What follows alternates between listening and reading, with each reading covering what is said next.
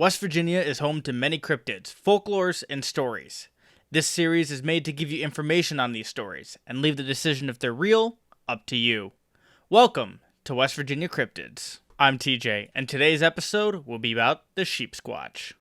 The Sheepsquatch, also called the White Thing, has been reported across West Virginia, but most sightings have been in Boone County, Kanawha County, Putnam County, and Mason County. There were a surge of sightings, however, in Boone County in the 90s. The Sheepsquatch is described as a quadruped the size of a bear, with white wool-like hair, long pointed head, and sharp teeth and horns that look like they come from a goat. It has paw-like hands and a long hairless tail. Some said it smelled like sulfur, which has been attributed through folklore that says it was born in the TNT area. But one explanation for that says it may be a musk scent gland, like those found in weasels and skunks. The creature was first described in Ruth Ann Music's book, The Telltale Lilac Bush, which was published in 1965. One of the first sightings was from Mason County in the TNT area near Point Pleasant, West Virginia. It was said that a car full of women were driving home in the snow slowly when they saw it step out of the woods. They said it saw the car and then ran directly back into the woods. I unfortunately couldn't find a date for this story, but it is attributed to being in the early 1990s. In another sighting in Mason County, this one in 1994, a former Navy seaman said he saw the Sheepsquatch running out of the forest while the seaman was exploring the TNT area near Point Pleasant. The seaman said the Sheepsquatch was large, brownish white, and described it as having dirty fur and moving on all fours.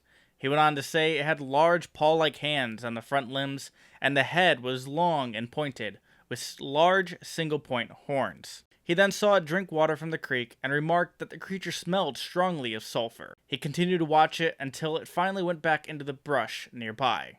Again in 1994, two children that were in Boone County said they saw the creature while they were playing in the yard. They described it as a large white bear standing on its hind legs, implying that it ran normally on all fours.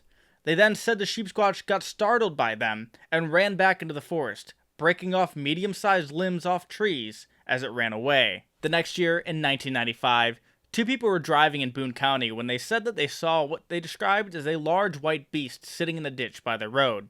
Out of curiosity, they stopped their car and said it was a large white bear-like thing, and then added that it had 4 eyes. They said the creature then lunged at their car, and out of fear the couple drove away. When they got home, they reported that they found large scratches on the side of their car. About 4 years later, in 1999, a group of campers were around a bonfire in Boone County when they heard an animal snorting and moving around their camp. The Sheepsquatch, according to the campers, then charged out of the dark at them. They then ran into their house with the creature chasing.